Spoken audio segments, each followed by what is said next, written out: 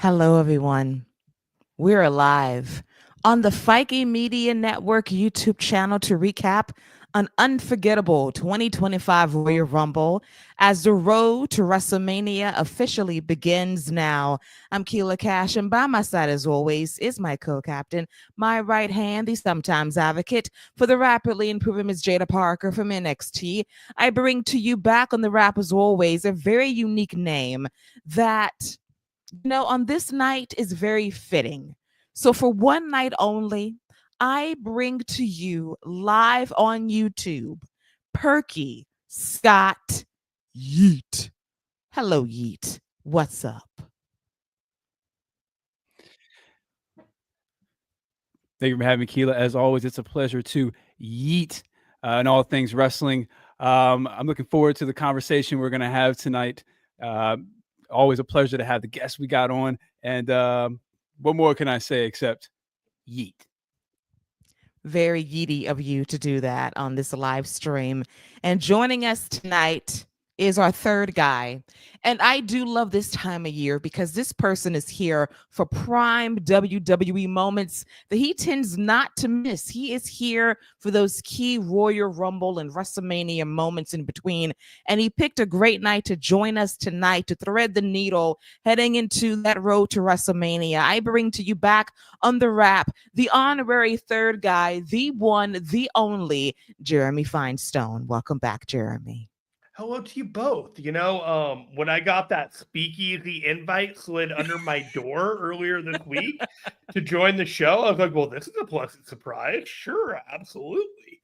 And I came into the show ready to, just kind of analyze and, have some hot takes, but there's no hot takes to be had. This was a great show. Nothing meant, I get it. I get why they did everything. And fuck me, it was great. It was a great show. I have no notes. I thought it was a Right. really good show as well.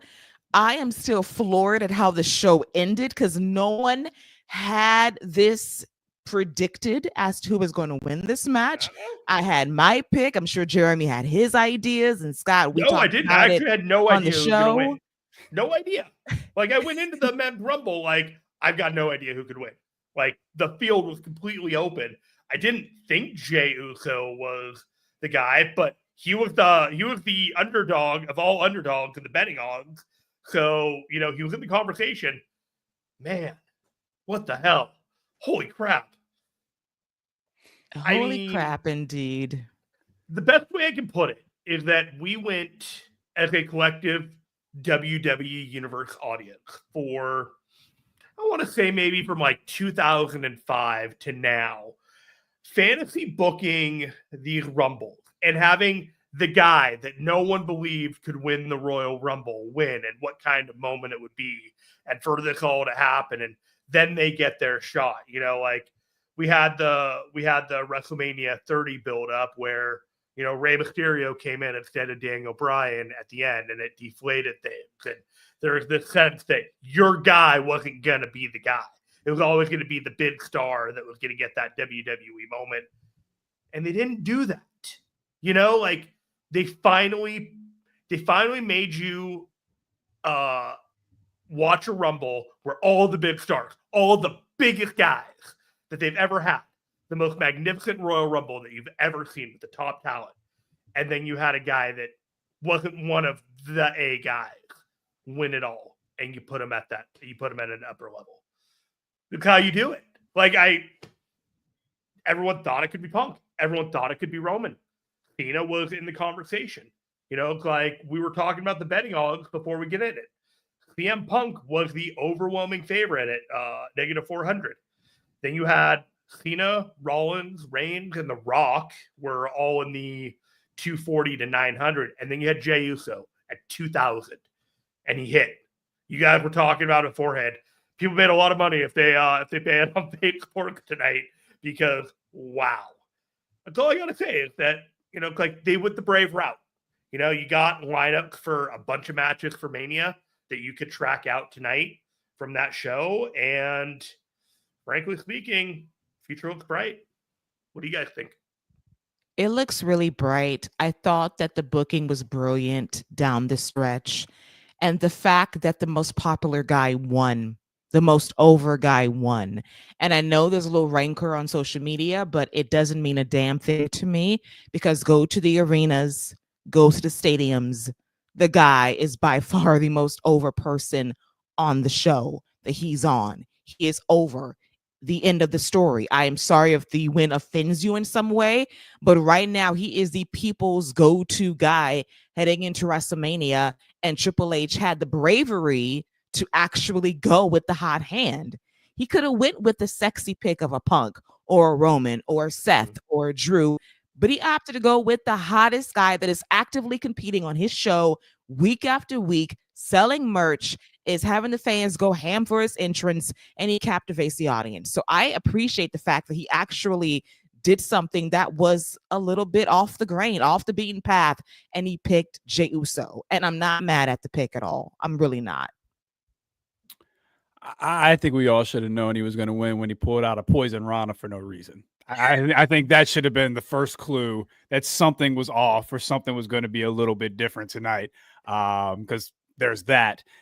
Merch sales must be crazy for this man to get a Rumble win in that field.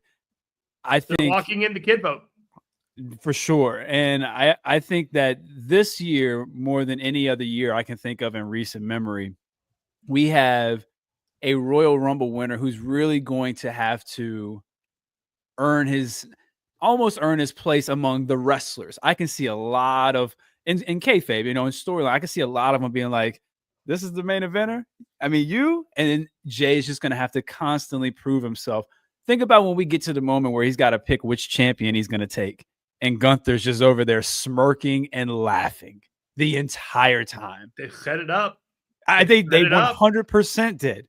And like all the misdirections that we were thrown, Logan Paul and John Cena talking to Gunther, CM Punk coming out with Cody and all that, like all the misdirections we got, Sammy coming out during the KO match, looking all distraught, looking at like Cody, I can't believe you did that. Like all the misdirections, just really well done. There were some things I did not like in the Rumble. That's just me being nitpicky and being too much. But I did think that what we got in the end and Jey Uso winning is something nobody saw coming. And it makes this road to WrestleMania even more unpredictable than even if we knew who was going to win.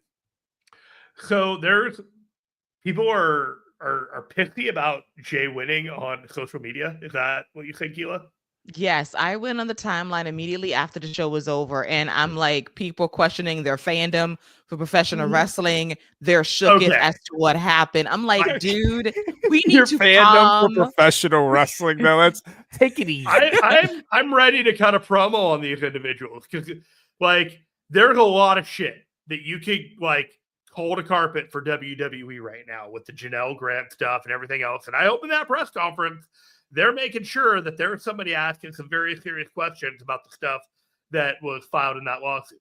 That notwithstanding, if you want to go after WWE because Jey Uso won the Royal Rumble, you are fucking damned if you do and damned if you don't if you're WWE.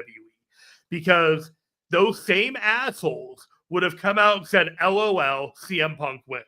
LOL, Roman Reigns wins. LOL, John Cena wins.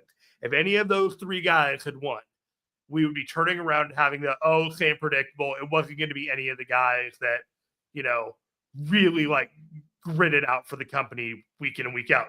Well, now we got a guy that goes grits out every day, week in, week out. And people are like, that's not good enough. He's not a main eventer for WrestleMania. I'm like, you know what? You go sit your ass down. You're not a part of this conversation right now. Like, have a seat. And these are people that I generally enjoy following on social media and their commentary, but we're flipping out over something that is so fucking minor. Excuse my language. The guy won the Royal Rumble. He is over. I can see if he wasn't over and then he won, you wonder what the hell are we doing here? The guy's over. It's undisputed facts. Triple H surprised y'all because he could have went the predictable route. gave Cena his miracle victory, go on to WrestleMania, challenge Cody. Now we got the Elimination Chamber pay-per-view, or PLE, we should say in this day and age, where things are really going to be laid out in a way to make you wonder, how is Punk going to get to the main event of WrestleMania? How is Cena going to get there? How is Seth and Roman going to forge their paths to WrestleMania? I love it because it makes that show in Toronto that much more unpredictable because you don't know what's going to happen now. You got so many people jockeying for position, trying to find their way to WrestleMania, and we know everyone is not going to get there. Everyone is not going to be in that main event spot, and there are going to be some consolation prizes. That's the way of life. That's how things go sometimes. But I'm not going to sit here and be upset that an over guy that's been over for, I don't know, going on 5 years is calling himself main event Jey Uso, main events the Royal Rumble, wins the whole damn thing, is going to main event WrestleMania. That is a 5-year journey of being a tag team Roman Reigns lackey to now being the main event act at a WrestleMania. That's a full circle story. I'm sorry that your pick didn't win, but there's still pathways to WrestleMania. You got 2 damn nights. Deal with it. So now that we're getting in the weeds before we get in the weeds on this show, what matches do you think we're going to get at Mania based off of this show? I'm going to go with Logan Paul, AJ Styles. Okay. I'm going to go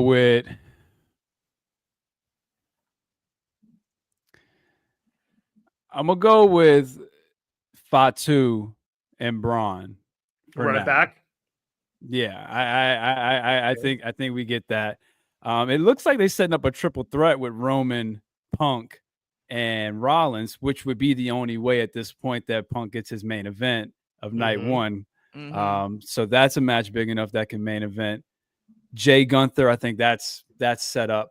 And I think Cena's got to win the Elimination Chamber to challenge Cody. And then Charlotte and Tiffany? They will main event a night of WrestleMania. I'm calling it now. Charlotte and Tiffany? Yes. It's early for Tiffany, but that's gonna be tough. If Bianca would have won, we might be talking about something. Bianca, or if Bianca was champion, or if it was Charlotte Bianca, something like that. But Tiffany, hey, you trying to present her as next tier? That's how you do it. They did it with Bianca, 2nd year in on the main roster. Main event of WrestleMania. How else did Charlotte get to 17 other than eating up some talent? You come back from a devastating knee injury, you main event WrestleMania, one of those nights against Tiffany, who's an ascending star. All day brunch in Vegas for Charlotte. She'll be eating that title all day. But there is instead, I know Tiffany is kind of what everybody's going with, but the way we going against the grain, and there is a story to be told of Rhea going kind of the Seth Rollins route of last year, where he wanted Cody to challenge him, and Rhea saying, I want you to challenge me because last time you challenged me, you took my title. Try to take my title now. I think there's a very good story you could tell Rhea getting that redemption. And let's not act like they didn't put on one of the greatest WrestleMania matches of all time. I think there's a story you could tell there as well. There absolutely is. But it also reminds you of a time that WWE is actively trying to get you to forget. So I don't know if they would necessarily want to do that and instead want to connect with fresher matches. There were people in that Women's Rumble match I fully expected to show up that did not show up. Yeah. And so I don't know where they go with that and who they go with it and if they're even going to be back in time. But for me, Charlotte Flair and Tiffany Stratton is a much more interesting match than running back Rhea and Charlotte, for the 3rd, 4th time? Yeah. I think that has a better chance of main eventing than Flair Tiffany. But it's not about main eventing necessarily. It's about that's a big deal. It is a big deal. But what's going to get the crowd into it more? Is it running Rhea and Charlotte back? I don't get excited about that when I hear it. But that doesn't mean I can't get excited for it. It's been great before, but I do think that Tiffany right now is the fresher. I'm not saying she's more over than Rhea, but she is the more over, newer, popular star that could have the caveat of being in that spot at WrestleMania if you're trying to establish someone, because Rhea, that's the wild card too. Bianca could very well win the Elimination Chamber to get to Rhea at WrestleMania. That is very possible. And I'll take that as well. That'll main event. That'll main event. That could main event a WrestleMania. Yes. Yeah, I agree with you on that. Yeah. All right. So now that we've talked about the women's possibilities, we want to talk about the women's Rumble? Yes. I do want to go through some quick comments here from Debbie. She had no idea that her 3 picks got eliminated within 2 seconds of each other. Roman, Seth, and Punk. As soon as that happened, I was like, okay, Hunter, cook. Yeah, when that happened, I was like, I don't know how it's going to go. Maybe Cena's going to pull off a miracle, but he did not. Maria, hello, Maria, who's been a standby fan with us as of late. Hello, wrestling fans. Hello, Fernando, as well. What's up, everyone? And then Fernando is suggesting that it's going to be Punk versus Roman without Seth. Don't know. We shall see. He's the guy that needed to be there, though. Like, he just... Yes. Like, he's the glue. He's the guy that needs to win the match. Yes. I am laughing at the graphic right now. I'm watching Paul Levesque, glasses on his head. And Michael Cole, who lost his voice, might have been on some whiskey by the end of the show. So we had 70,000 fans at Lucas Oil Stadium. I'm seeing a graphic of the actual number. It was 65,470. So, Michael, at least WWE's being truthful about the number. I just saw it. So, still a lot of people in that building. That is a WrestleMania crowd for sure. Definitely. I'm just laughing. Cena's going to be in the Elimination Chamber to get a title shot match. I agree as well. He's going to find his way to WrestleMania. He's going to perform a miracle. Fernando no, he also announced states, it. That was on the, he did? the press conference. Yes. Okay. All right. Thank you. Because I had him on mute, so I didn't hear him. So he's going to be in the Elimination Chamber match, declaring his pathway to WrestleMania. And Fernando notes, I don't want to see Rhea versus Charlotte again. Let's get a fresh matchup like Charlotte versus Tiffany, which you're probably going to get at WrestleMania. Will it main event? To be determined. Reports from the presser also say that Gunther is the opponent to Jaywalk at WrestleMania. Yes, I heard that as well. He mentioned that during his post-match interview with Jackie Redmond. That's who he wants. It's like they're spelling it out for you on the show. It's amazing. Yes. I like it when my wrestling is able to tell me a story that I can easily digest and take away from it the direct things that I need to know. Okay, these guys are probably going to have a big match at a big show coming up. Oh, that guy's probably going to wrestle at another match in order to get his title match later on. These are all things that I don't want to have to think too hard about in order to draw these conclusions. And I know we mock to keep it simple, stupid, but when you have awesome results and the storytelling is compelling, you can make it very simple and make it very stupid. Yes, and dummy proof it at the exact same time. And that's what I want. I want dummy proof rumbles that don't insult my intelligence. And we got that on this show tonight, live from Lucas Oil Stadium in Indianapolis, Indiana, Scott's favorite city. And I must say, they pulled up 65,000 strong. Nice building, I must say. Nice building for a Rumble. Jam-packed. Love the production. Love the vibe of it all. And we kick things off with Stephanie McMahon, who is definitely becoming more present on WWE programming, just ushering in this new era for WWE. Has a new show to promote. Stephanie's Places, getting an Omaha Productions check from Peyton Manning. Is going to be debuting an ESPN Plus around WrestleMania season. I'm intrigued by the show. It's going to be big time fluff, but I was sold based on the big time Bloodline reunion on a yacht. So when I saw that, I'm like, you know what? I will tune in. Why not? Okay. I don't even know what to say. All right. Cool. Scott's like, you know what? I'm not interested. Won't be watching that. Nah. The amount of commercials that we saw tonight was actually fucking amazing. I don't think I've ever been inundated with more commercials on Peacock during a PLE than ever before. Like we have the commercial free version, still got So they're like, fuck you. I don't care if you have commercial free. You are getting all the commercials on this show tonight. Oh, child, the commercials we got. And then my Peacock was glitching a little bit tonight. Oh man. During some matches. So listen, y'all in contract negotiations to keep the content. Netflix like, bet we don't buffer anymore. We can handle WWE. We can stream a WrestleMania just fine. So I need y'all to get it together because y'all ain't glitched like this in a minute. I thought I was watching old school WWE Network using Flash Adobe. Like, really? Wow. It was that glitchy. I got knocked out a good 3 or 4 times. So I'm like, get it together. Fix your shit. But in any event, let's get to the Women's Royal Rumble match. It was solid, I must say. And our pace setters were Io Sky and Liv Morgan. And Liv Morgan broke another record as she stayed in the Rumble match the longest. And I have to shout out Liv for a few things. Number one, selling knee strikes, just getting knocked out throughout the match, and also saving my girl and Scott's girl as well, Lyra Valkyria, from a wardrobe malfunction. When she knocked Lyra into the corner so the referee can fix her top, that was top tier veteran stuff to protect your talent and your partner in the ring. I thought it was very cool of Liv, improvise that spot on the fly to protect Lyra because she was struggling with that top. But you know what? Came through, improvised that spot, gave her time to recover and get back in the match. It felt like it went forever, but it was only like 5 seconds. Yes. You know, like time stopped for everyone in the ring. You're like, oh no. And then you had it like, oh, do you have it? Oh no. And then she got knocked in the corner. Camera cut away. The male ref couldn't get it.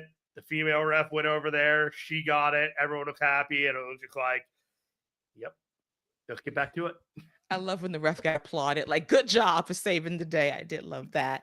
Number 3 was Roxanne Perez, who had quite the standout showing in this match. That tells me that they see a very bright future for her in the main roster. I have zero concerns after tonight, I must say. 3 Iron Women to start the match. Yes. Followed by Lyra Valkyria. Chelsea Green comes out next. Chelsea has some great comedy spots in this match. One of them we'll get to in a moment. We got B-Fab in at number 6, Ivy Nowell in at number 7. We got some storyline intrigue here because Ivy's going after the IC title that Lyra is holding right now, and she eliminated Lyra in this match. There was a really smart thing they did at the beginning of this Royal Rumble. Did you notice at all that they waited? They primed the crowd for that first elimination. They went on 20 minutes in the Royal Rumble before anyone ever got eliminated. And when that first elimination happened, that crowd erupted. And I was like, good on you. Great idea. Awesome. It was 17 minutes or so before B-Fab got booted at, and there were 9 people in the ring. And it was just like, that's how you do it. And then they had the crowd for the rest of the night. They did. I mean, it was nice anticipation because you was wondering who's going to get eliminated first. And it was B-Fab by Chelsea Green, who was over with this crowd, by the way. She is beloved. This character is so over. She's so much fun. I love her. Next in at number 8 was Zoe Stark from the Pure Fusion Collective, followed by Lash Legend from NXT, who had a very nice showing in the Rumble match. Bianca Belair was number 10, and she was so over with the spot of her backflipping over everyone and going for the punches in the corner. Like, she milked that to perfection, and it reminded me of what Scott always says, free her from the tag team scene, ascend her back to the forefront of the women's division. Yeah, we got to let go of Naomi. We got to drop the baggage off somewhere. Drop it off at the claim. Let somebody go and pick that up because we got things to do. You're very rude. Shout out to Naomi. I want to say that I don't watch NXT anymore. When it went in August and September, I was just like, you know what? I'm just going to wait for these people to show up on the main roster and let's see what they look like tonight. That's what I got with the Lash Legend. I hadn't watched any matches of hers since the summertime. She looked great.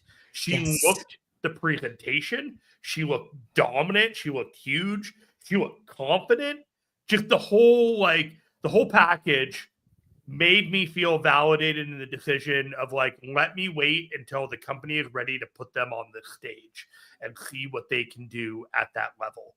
And I felt like that is she delivered on every promise that she seems to have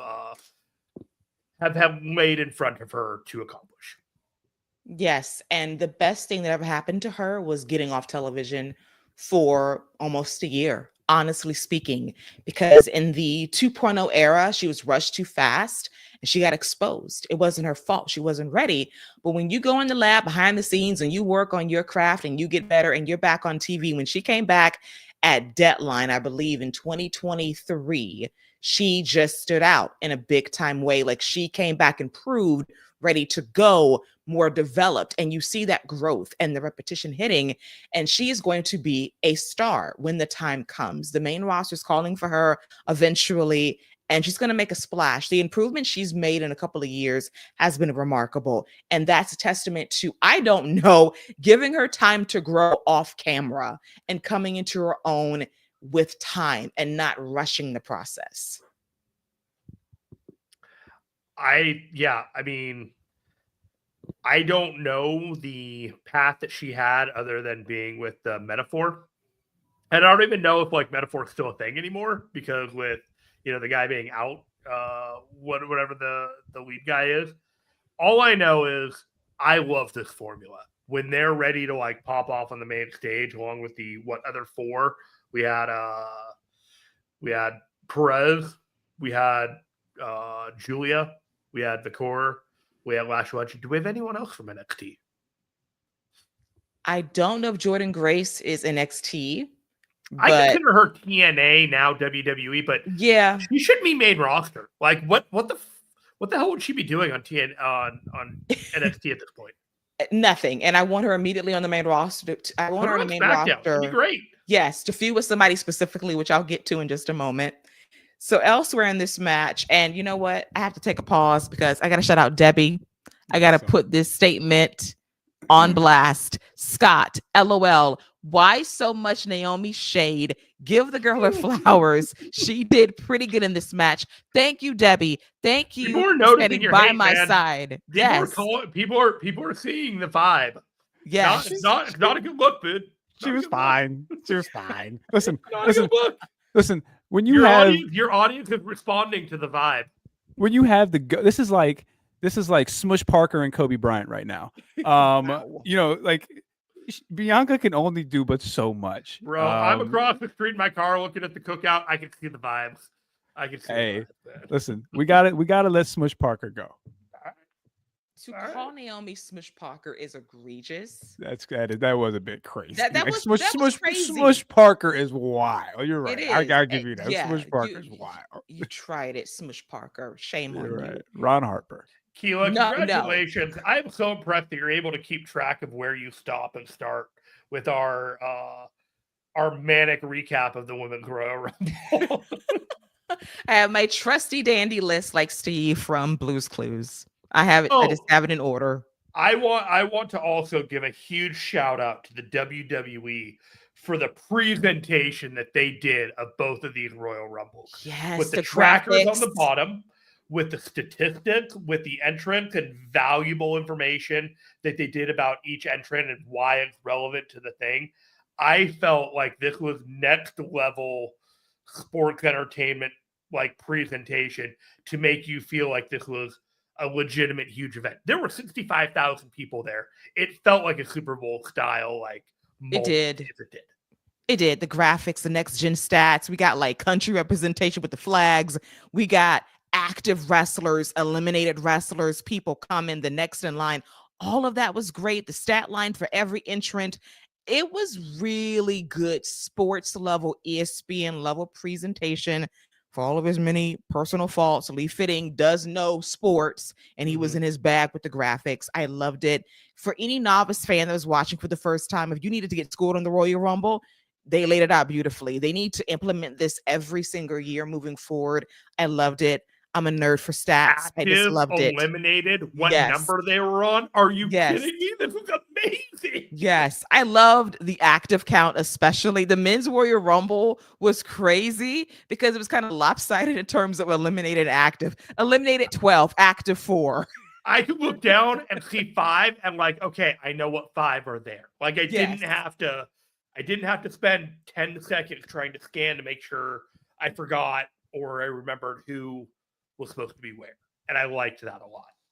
Me too. And had a little ticker like who's actually in the match as they rolled through the list. Loved it, loved it, loved it. Mhm.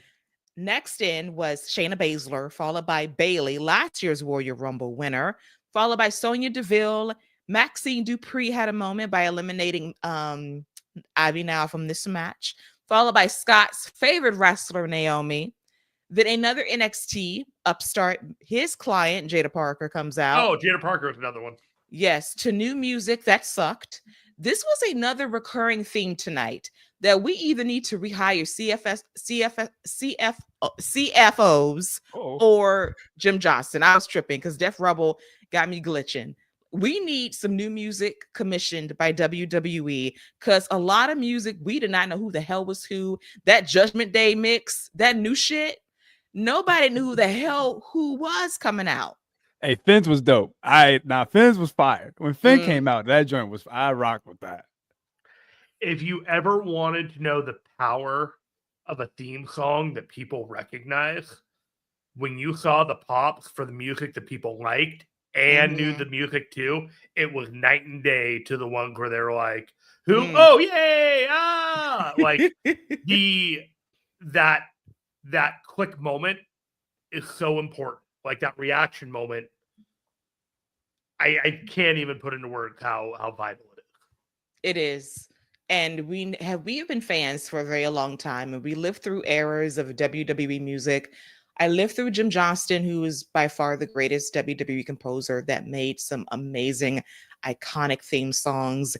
CFOs, I enjoy their hits too. They were a bit repetitive, but you know what? They were catchy as hell, and they were instantly recognizable. Def Rebel only does good songs for the Joshis and for the Bloodline. Otherwise, they don't know how to make a whole lot for anybody. I'm just saying.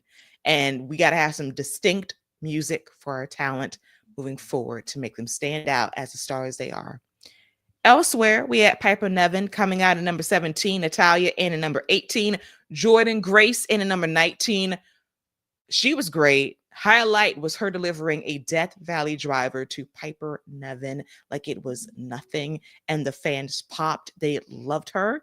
And then we had a nice TNA reunion with her and Naomi. And then I laughed out loud when Bianca Belair grabbed Jordan Grace by her bangs and said, "Oh no." And then she looked at Naomi like, "Oh no, like, what are we doing? Like, I'm your tag team partner." Who do you think you are?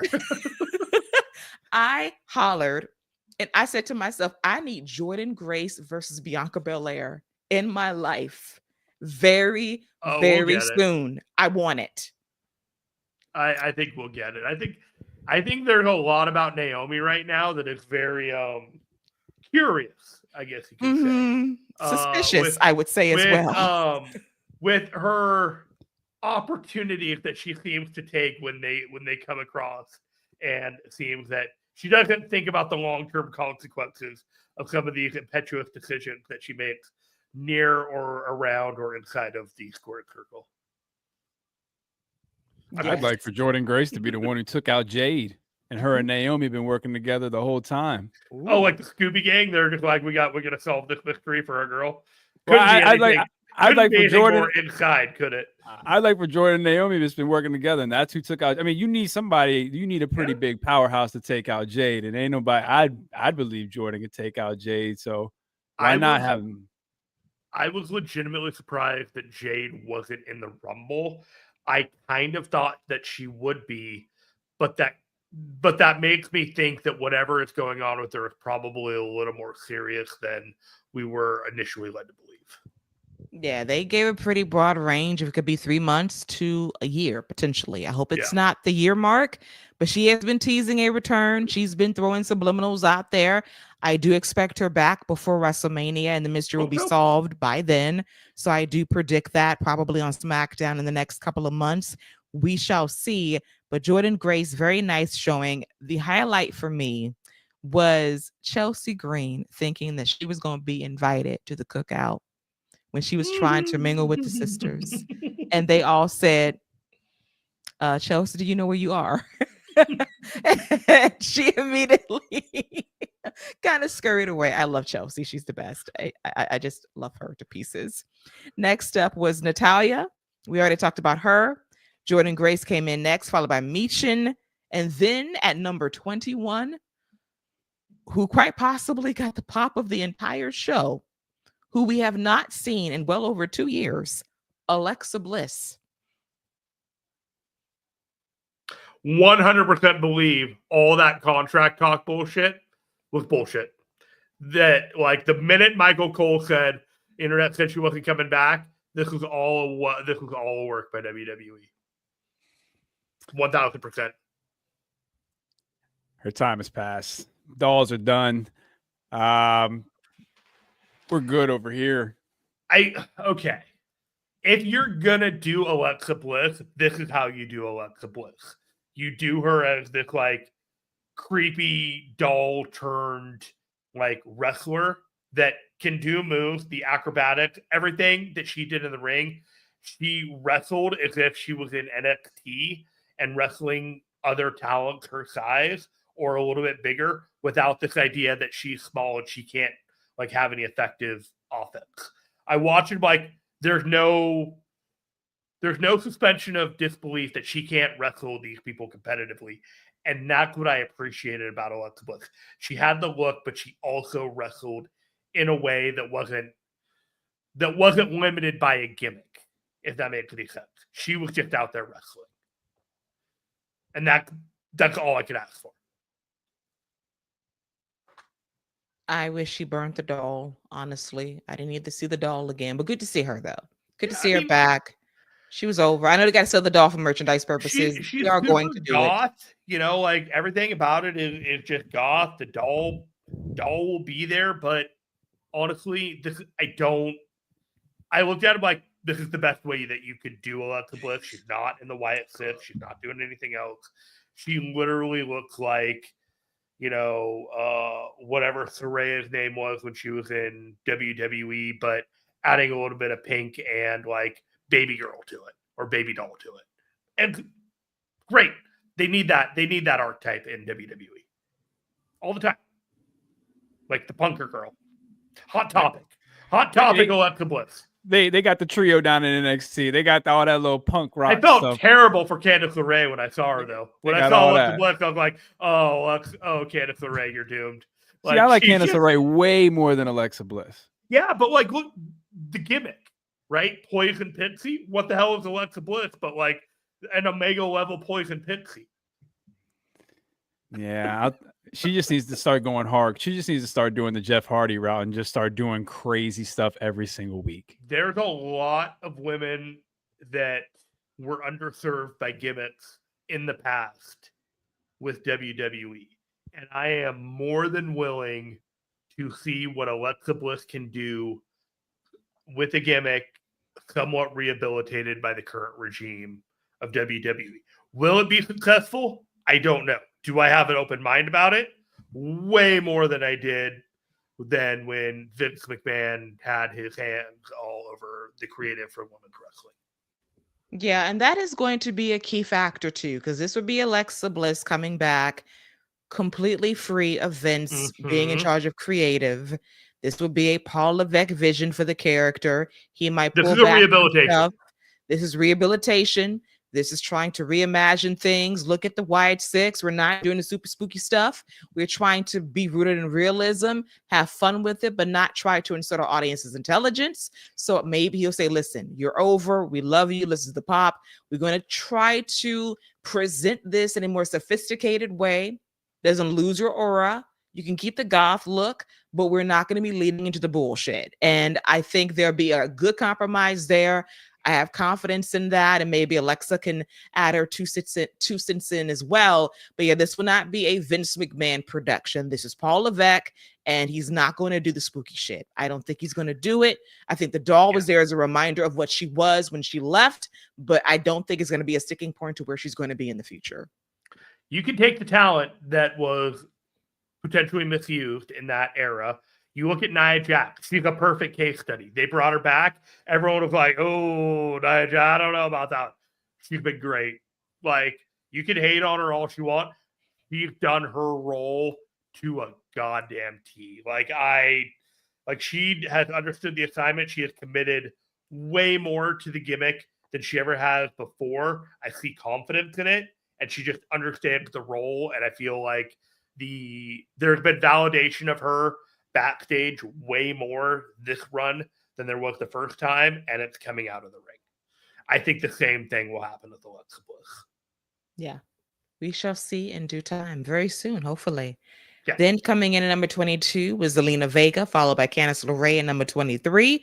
Number 24, another NXT superstar, Stephanie Vaquer, came in, had a nice showing, followed by number 25, my forever goat, my girl, Mother Stratus. Trish was in there. Love that surprise appearance. Looks amazing as always. Just an ageless wonder. Followed by Raquel Rodriguez coming in at number 26. Number 27, the plum spot you want to be in a Rumble match, went to the returning Charlotte Flair. We expected this, been out for over a year with an ACL injury, and she almost was back 3 minutes to get to the ring. Listen, she ate up for 2 minutes. She was struggling with her robe, she said. You could tell because the camera cut away because it's taking too long to get that robe off. But she got down to the ring and she handled business accordingly. Good return for Charlotte Flair, was chopping everybody upon her return to WWE. Followed by number 28, another NXT superstar from the women's division, the current NXT women's champion, Julia. And I saw Julia and Charlotte for like 30 seconds. Give me that match someday. And I'm good. Thank you. They went heavy on the back end of this Rumble from the point that like Zelina Vega and Candice LeRae, and then all of a sudden they were off to the races because they brought in Vaquer, they brought in Stratus, and then, you know, like Flair and Julia, and then we'll get to the game in after that. And not exactly. I was sitting there watching with some friends, you know, David, Garrett, and John, and then Miguel, and you know, like it doesn't feel like the Triple H play to bring, you know, Nikki Bella out at 30, but I kind of feel like it's Nikki Bella. And it's like, and I kind of hope it's Becky, but something is telling me it's Nikki Bella. And then it was Nikki Bella, and I was like, oh, shit. We'll get to her entrance. entrance. It was going to be Becky.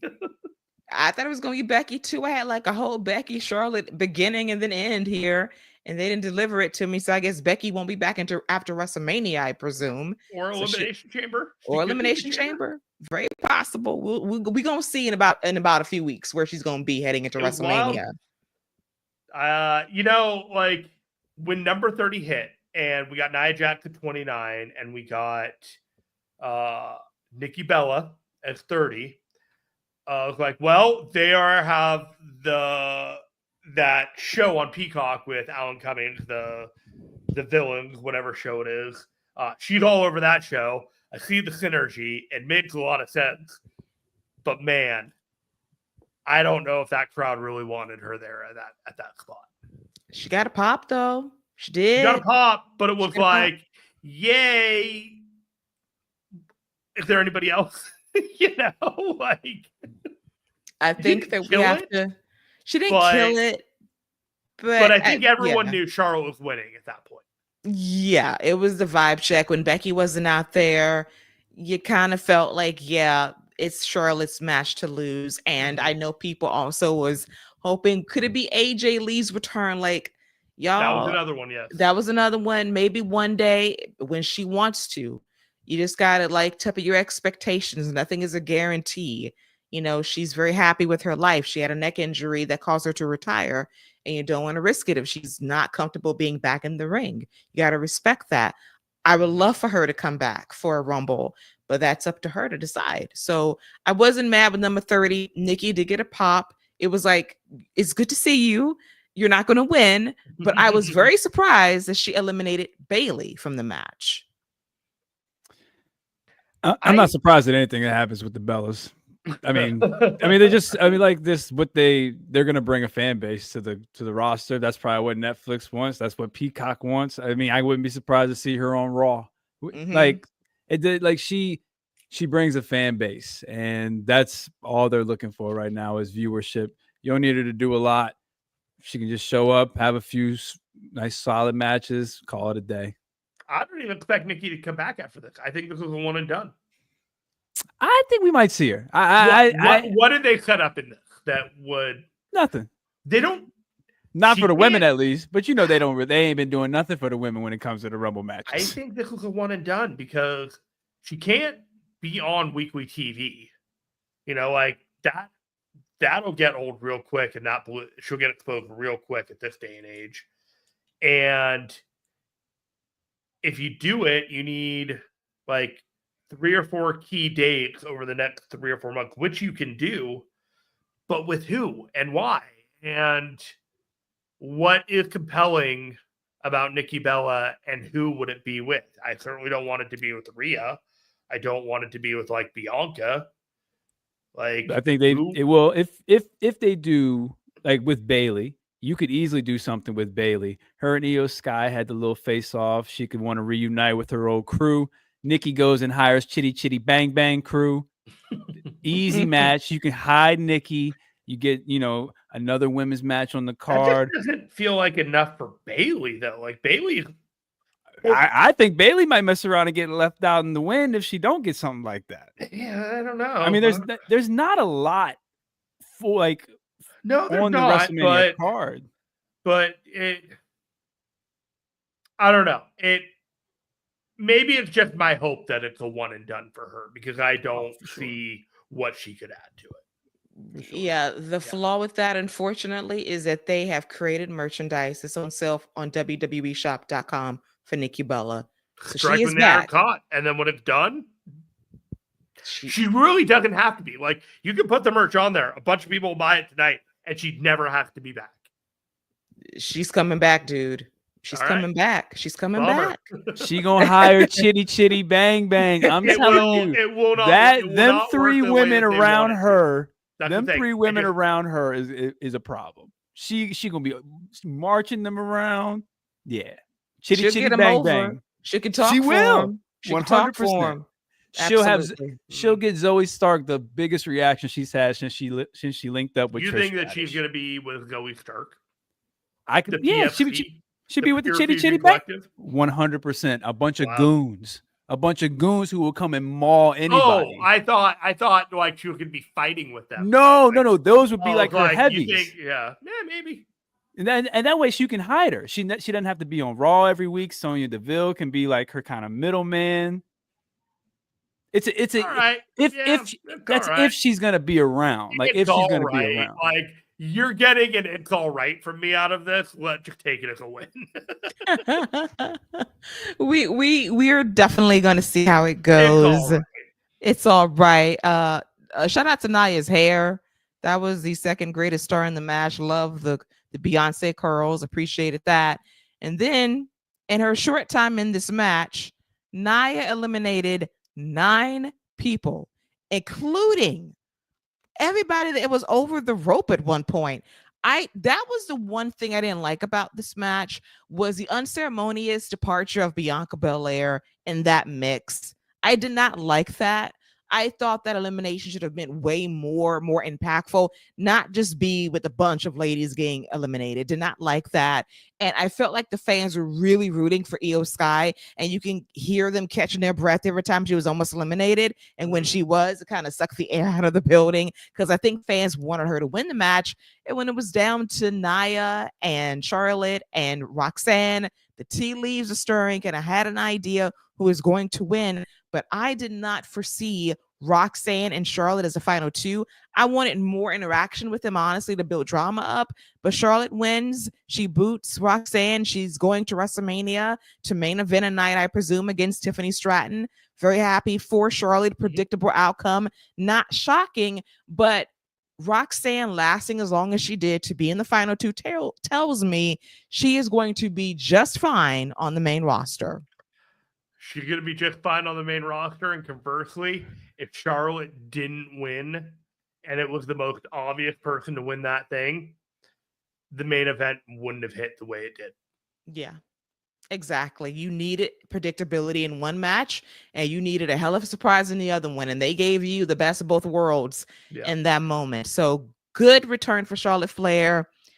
got the brace on, was bedazzled, obviously, but hopefully it weans off heading into WrestleMania because we know how braces are. They can be a little stifling in terms of movement, trusting yourself back in the ring for the first time in over a year. It takes an adjustment period to get used to, but hopefully it gets weaned off before WrestleMania. But glad that she's back. Missed her star power and presence. I know that it can be grating sometimes, her being at the top, but let me tell you something. Like when it's time to be big match, Charlotte Flair on a big stage, that's who I want. I would love for her to put over other people, but right now, this is her comeback story after a devastating injury. We'll see what she will do heading into WrestleMania. 2025, all hail the queen. Yes.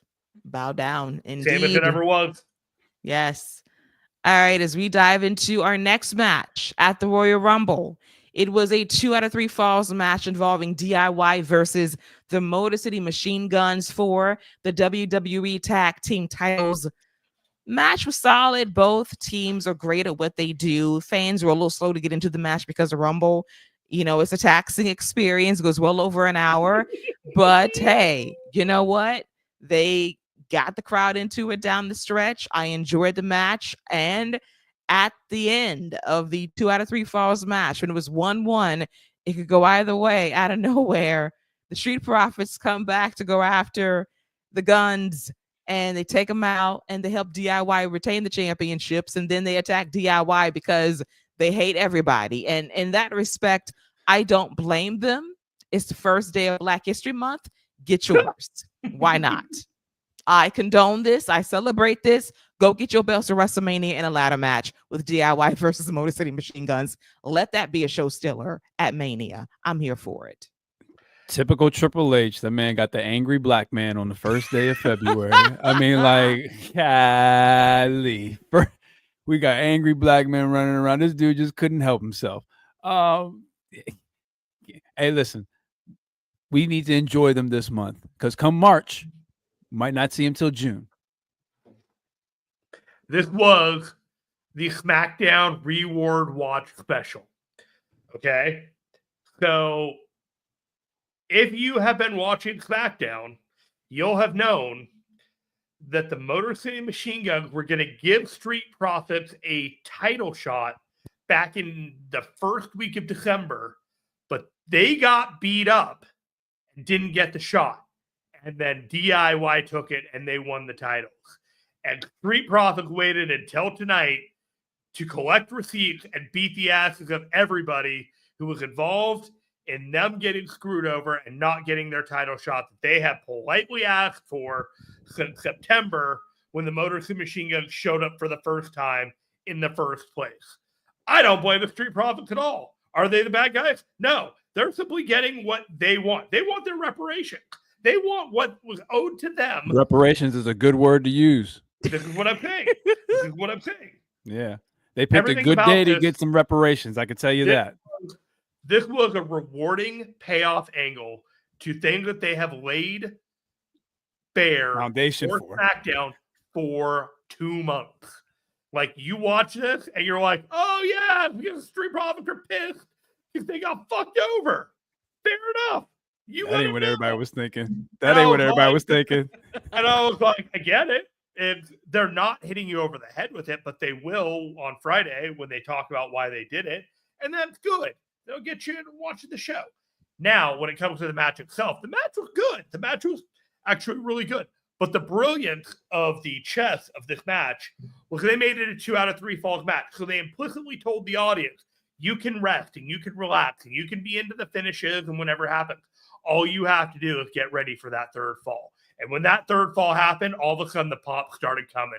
The crowd was into it. Like, Tommaso Ciampa speared a dude. And all of a sudden the crowd was like, oh man. Like, it was, but had it happened before that third fall, the second pinfall, wouldn't have happened. They primed that crowd and let them know you can relax for about 10 minutes. When that third pinfall, like that the third of the 3 falls happens, that's when it's time for you to turn it on. And that's exactly when the crowd did. And I was like, okay, now I get why you did a 2 out of 3 falls match. This felt like the ending of Django. Wow.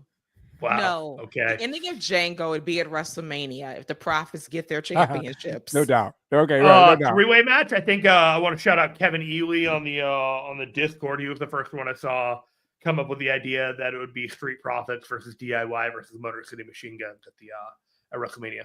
Yes, and I'm adding ladder matches to that as well. I think it'd be great show stealer for everybody involved. And I need Jeremy to get out of my head because I immediately thought as well reparations for the Street Profits. I was about to say that as well. It was long overdue. And he laid it out beautifully because the outcome made perfect sense. With all due respect to my guys, Shelly and Sabin, fuck y'all. Y'all dicked around the Street Profits for months. All they wanted was a fair shake. They got beat up by DIY. Fuck them too. So the Profits were like, you know what? Fuck both of y'all. We're going to come out here. We're going to get ours. And we're going to be seen. And we're going to get our shot. I respect that. This is why you have to watch SmackDown.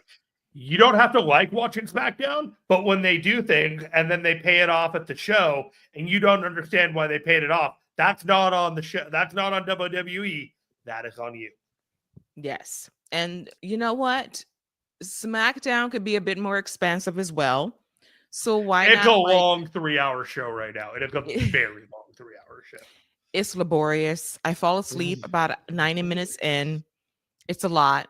It's very tedious to get through. And I need the show back to 2 hours by late spring. But as I think about this potential triple threat match at WrestleMania, there's more outside factors too. You got Pretty Deadly, who are pissed off with DIY because they're getting dicked around too. And you have Garza and Berto. So you could very well have a 5-man tag team ladder match at WrestleMania. 6-team ladder match. You got to throw a 6-team in there. We got to find somebody. So it's very possible that we have that at WrestleMania. I don't know. They need a match, for that SmackDown before Mania. Oh my God, they do, don't they? Oh my God, which tells me they cannot do the Hall of Fame this year on Friday. They cannot because that show's 3 hours. They can do whatever they want. No, move that thing to Thursday. Y'all ain't doing nothing on Thursday. They'll do whatever they want. I am not staying up 2 a.m. watching the Hall of Fame. I don't care. Vegas, people are going to be out till 3 a.m. anyway. It doesn't matter. They'll go to bed when they go to bed. I'm on the East Coast. I ain't got time being up 3 o'clock in the morning. I'm not even sure I'm going to Vegas for Mania this year. I was, and then I'm not. And I like this show, but it didn't make me want to go to Vegas anymore. Yeah. Well, does that make any sense? It's cool. I'm into the matches, but I'm not oh my God, I have to be there for this. While we're on the subject of the ladder matches, let's not forget that Tama took a good look at those titles as well. So Tonga Loa is probably working on his balance so he can stand on top of the ladder at WrestleMania. Fuck that tail. He's not doing much, but we know when he stands on top of the ladder, he can hold his own. So he's practicing right now, working on his balance. Wait, you think Tonga Loa can be back to partner up, or are we gonna get Fatu and Braun instead? Because were you gonna get Fatu in the ladder match for the tag title, or you get Fatu and Braun? I think Fatu and Braun, but I think Tonga Loa. We just need somebody to stand on the ladder at some point. We just need the visual of a guy standing on the ladder. The last time he tried to just stand around and do nothing. They were shaking. Hey, but he did it. But he did it though. He did it. He did it. He did. He was holding. He had it. But it don't matter. It don't matter. You barely make a shot. You made the shot. I just watched him in that what was the War Games match. I'm like, oh my God, dude! You were a prop human being in this match. That's all you need. Bum shoulder. Bless him. He tried his best to get his way through it. No doubt. I think you can be back in time for that, but I would hint at Tama Tonga trying to be a part of that, but don't commit to it until you know that Tonga Loa can actually show up and exist and hold a ladder. Yeah, for sure. We just need him to stand on top. That's what I'm saying. But there are doctors that won't clear him even for that. Listen, we are not having this man no, with his new arm climb a ladder, stand on it, and shake and try to grab belts. We can't do that. Then he's got to extend the arm. No, that's a lot. This is an excellent segue to the next match in which we watched ladders used and abused against the human body in such a way that if your arm doesn't work, the referee is going to have to do your job for you. Oh my God. Let's get to it right now. It was Cody Rhodes versus Kevin Owens for the Undisputed WWE Championship in a ladder match. I have seen many ladder matches in my day. We have seen demolition derbies. We've seen amazing things and spots on ladders, off ladders, through ladders. This might have been one of the more brutal matches I have seen involving ladders. Kevin Owens and Cody Rhodes have reached a new level of hate for each other that I love. I love blood feuds where the hate is so thick, all you want to do is hurt each other brutally. And they did so in this match. The bumps both men took were incredible. And what Kevin Owens is always going to do is take bumps. And he did so in this match, took one of the most brutal bumps you can ever take. But the crazy spot, not the craziest, the crazy spot in this match was when Kevin delivered the Fisherman Buster suplex to Cody off the fucking ladder, and they both bounced. Cody selling as if he's just, I'm dead. And the referee is like, you okay? Is he okay? Got Nick Aldis out there. We got everybody checking on everybody. Sammy's out there like, oh my God, this has gone too far. And then they ask both guys, can you continue? They're like, yes, we can. Cody hulks up, and then he proceeds to grab Kevin. There's like this T spot of a power driver throughout this match. And Cody blocks it. Then he delivers a goddamn Alabama slam to Kevin Owens through the ladder. And the bump Kevin took, she just went maintained head just torqued through the ladder. Like, God almighty. Sammy trying to run to his friend. That didn't work. He was ass over tea kettle. Yes. Head at the bottom of a ladder with his feet dangling over his, like, as if his body was shaped like a circle. And it was just a curled up ball with his head at the bottom of the ladder. And he was just balled over. Like, he was just a lump. I'm just watching it, and I'm just like, you have not moved. No. I know you're okay. Like, the way that they have done all this, it actually pissed me off a little bit, but we'll get to that in a second. I know you're okay, and this is one of the most amazing bumps I have ever seen in my life. To the point where they kept the shot, and then Cody came back around so that he could stand victorious as if he were Captain fucking America, looking over his shoulder over the defeated villain as if, like, I am the conquering hero that's going to be on every image and WWE plastered this next week. Like, you got this. You guys got this. You figured it out. Yes. Cody ascends the ladder, grabs the championship belts. He's declared the winner. I will say that Cody's flirting with it a little bit because Kevin was down. He was out. We know Kevin ain't shit. He's in a lot of dastardly stuff as of late. But when Cody ran back to the ringside area to stunt on that man on the announce table with his belts to say, I did that to you. And what? I'm like, Cody, you are dangerously flirting with the Codyverse. You need to stand down and you need to chill just a touch because that is an invitation to get booed. It is. I agree with you. Although I will say, when all is said and done, I do think that this match was the blow off that they needed for the blood feud that they had. And Agreed. He needed to stand victorious just to say, like, this shit is over. And I like how they began to set up Kevin Owens and Sami Zayn throughout this match as well. It was almost abundantly clear to me that Kevin Owens and Sami Zayn are probably going to be in a match as well at Mania with the way that they're going with that. And I don't know how many more title matches Cody Rhodes is going to have in this run, but I feel like he has done everything that he has needed to do in this run to solidify himself. And I think Kevin Owens has done everything that he needs to do to cement his legacy as one of the top talents of all time in WWE. Cody Rhodes stood on business. Told y'all what it was.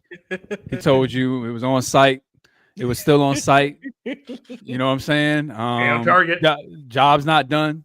As Kobe would say, target. job's not done. You know what I'm saying? Until he walked through that curtain, it was still on site. And what he was telling him was, you're lucky, everybody, right there, because I would come and step on your face with these titles if they weren't standing right there. Okay.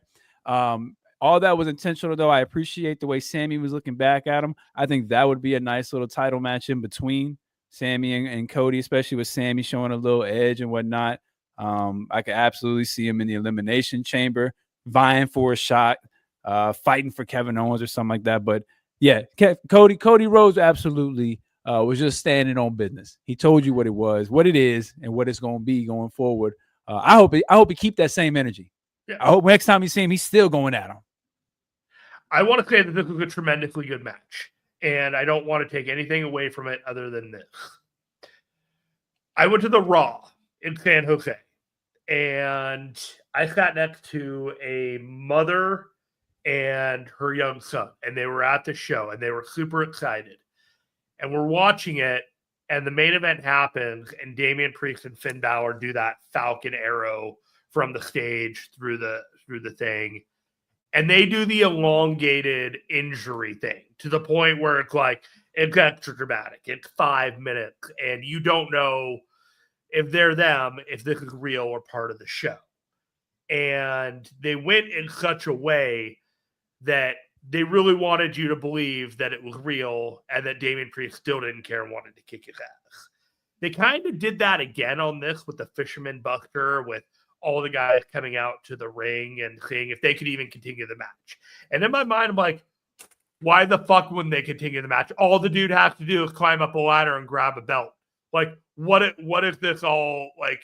The minute he gets up, there was the sense like you didn't need to do that, and you're playing with fire with doing the whole everyone coming out to ringside to check on these talents because they're absolutely killing each other. Eventually, it's going to go wrong, and the audience won't be able to tell the difference between everyone coming out for real and what's fake, other than they're just going to take the camera off what's going on. And I don't love it, and I just think that is a little bit of a thing that they've done recently to, goose the interest and make sure people stay compelled and pushing the envelope. And I don't think there's a right or wrong way that's easily definable, and it's really complicated. All I know is that this has given me a reaction that is not entirely making me feel comfortable. Yeah, I definitely agree. And I just thought that the match was just beautifully laid out, and it wasn't your typical ladder match.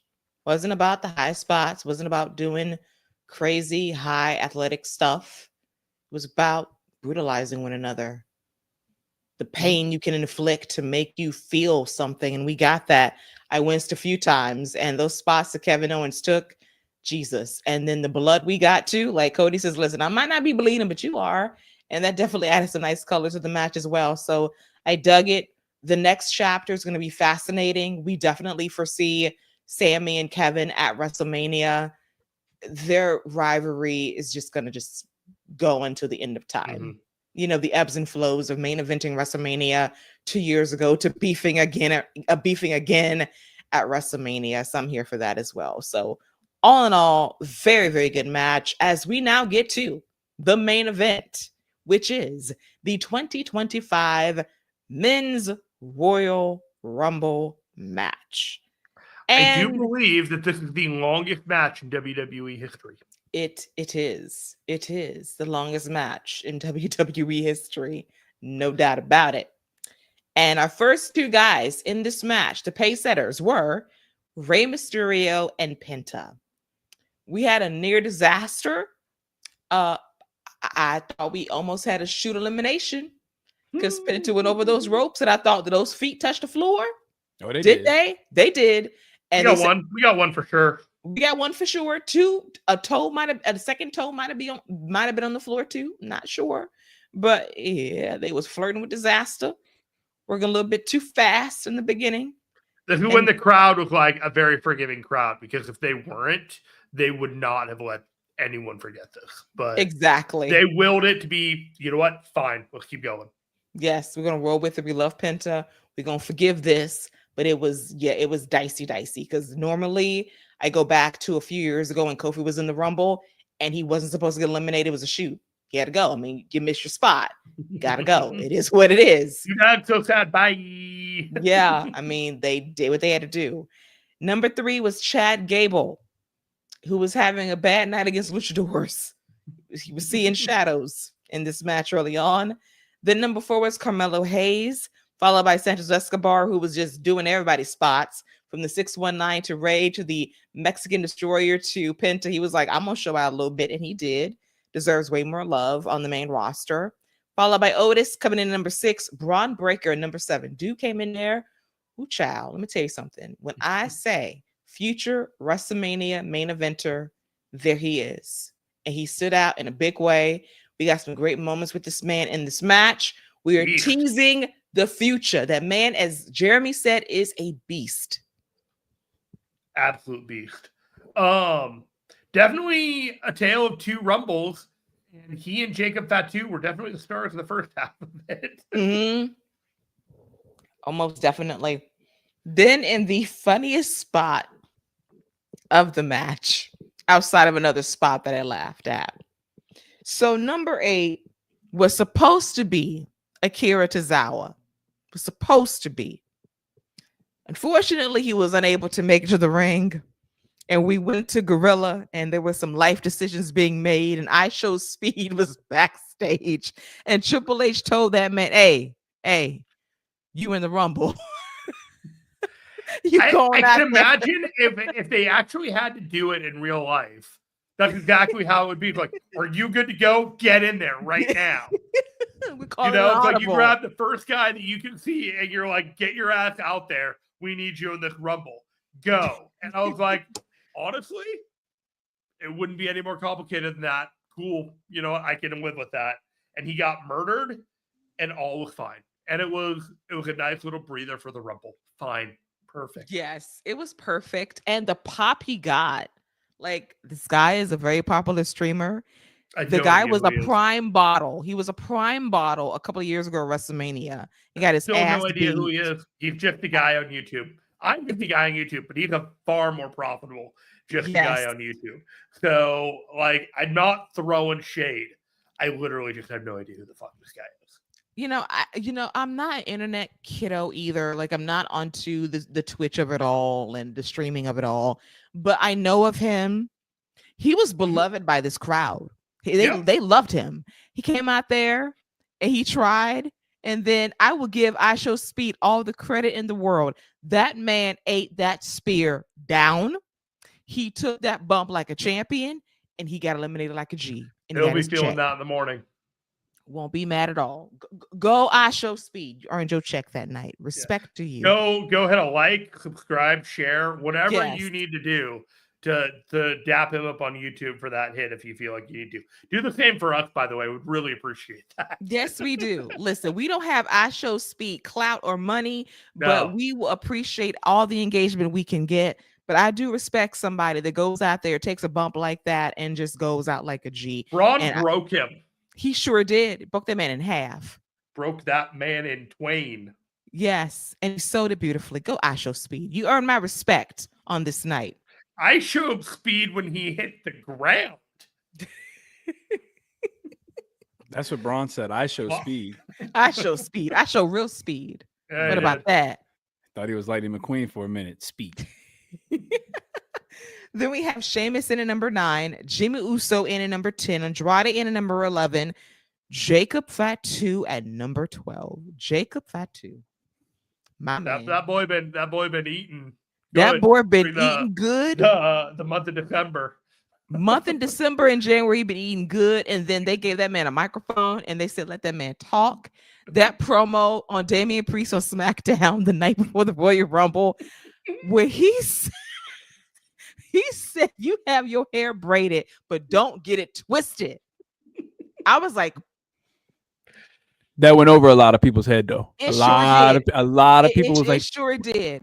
Not over my head. What do you mean? That man, I don't Jacob understand. Batu, 32 years old, 7 kids. Goddamn. Listen, that man is a national treasure.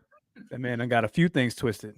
A few things. That man is creating a legacy both in and outside of the ring. Good for him. Listen, he is birthing the next generation of the bloodline. You hear The me? Wild Samoans, absolutely. The next gen. I'm waiting for it. In like 18 years, Jacob gonna be like Rikishi. I done birthed the next generation. Y'all don't know yet. His charisma is off the chart. Oh my God, he's incredible. You know, when Big Jim came out, my youngest son, he got real disappointed because he thought it was main event Jay. He heard the Uso and he stood up, he threw his hands up, and he saw it was just the old Slim Jim over there, and he sat back down. It was like no yeet. Pause. Not your child being shady. Oh! My child has a pair of glasses that he puts on when he does. He calls them his Uso glasses. He threw his hands up, and I'm telling you, once he saw Slim Jim, he just sat down, left his hands up because he didn't want to eat it, so he just sat down with it. Wow. I feel like Jimmy Uso is trying to get over without using the idea of charisma whatsoever. Like Jay has all the charisma. He's like, well, I'm going to do it in a different way. I'm like, that's not how this works, buddy. Dude, Jeremy was so crazy. Is that for the longest time, Jimmy had the charisma more so than Jay. He did for the longest time. And Jay has eclipsed him. And I love Big Jim. Don't get me wrong. And he is great in the ring. Big Jim. Hey, Roman started it. Around him. Roman started it. Call that man Big Jim. I blame him. So it stuck. But it's just like Jay has eclipsed him. I love Big Jim. Yeah. He's been really good in the ring. Clearly, Jay has eclipsed him. He's after how the night ended, he has eclipsed him in every way in life. Followed the sun and the galaxy he existed. Yeah, clearly he has eclipsed Big Jim. He has. He's eclipsed him. But I will give Big Jim. I'm just saying. You're not wrong. Politely, one has just kind of outshined the other. Mm-hmm. And if you asked me that 10 years ago, I would have said no, because I thought Jay didn't have it in terms of charisma, but he found it. He's connected. 10 years ago, we were all thinking that they were going to be a tag team for another 3 years and get for life. Basically, we did. And then they went heel and they had a great run. And then the bloodline happened and Jay broke through and Jimmy came back. And after that, they had a great run as tag team champions. But at present, Jay is clearly the other brother that is standing out. Jimmy's still very good in the ring, and he's been great upon his return. No, I'm not going to lie, but star power is different. 10 years ago, they were wearing gear that were fabric prints from Tommy Bahama's, made into skirts. So, their glow up has been pretty immense. But the Jay Uso glow up, very particularly, has been stratospheric. It's been stratospheric, really, truly. Nobody called it, not even me. I thought it was going to be Jim, but Jim, I'm sorry, Jim. It's just, Jay got it. And I'm happy for him. I truly am. And Jacob Fatu showed out. Ludwig Kaiser, my guy, OG Cheddar Biscuits, got disrespected with this early elimination, like rude. Very, very rude. Then at number 14, Miz. Miz look good out there. Miz had a solid 5 minutes out there. Solid 5 minutes. 2.5. But Miz anyway. was there so that Joe Hendry had somebody that he could look good against and get some offense over without being too big of a star. Yes. And for the springboard. Hey, Miz been throwing. Hey, man.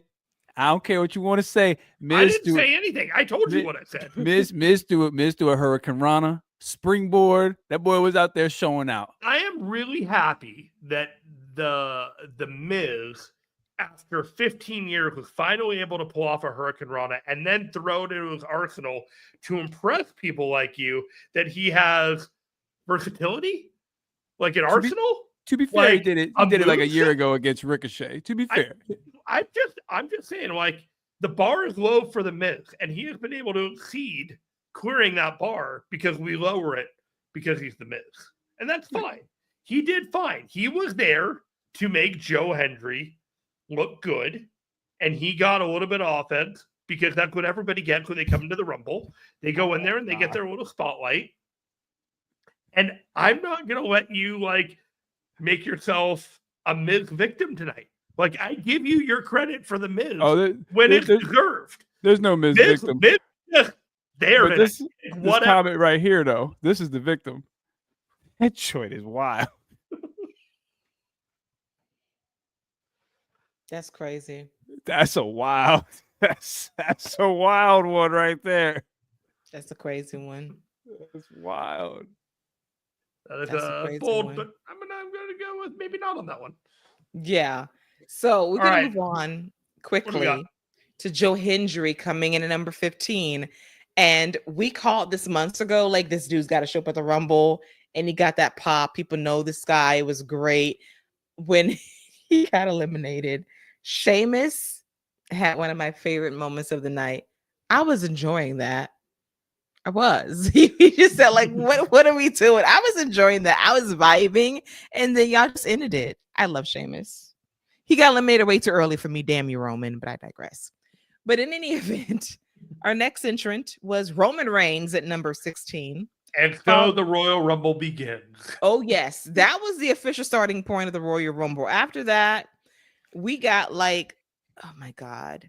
Let me tell you, when we got to the middle portion of this Rumble match, the storytelling we got and the entrance that we got in the order they were received, I lived.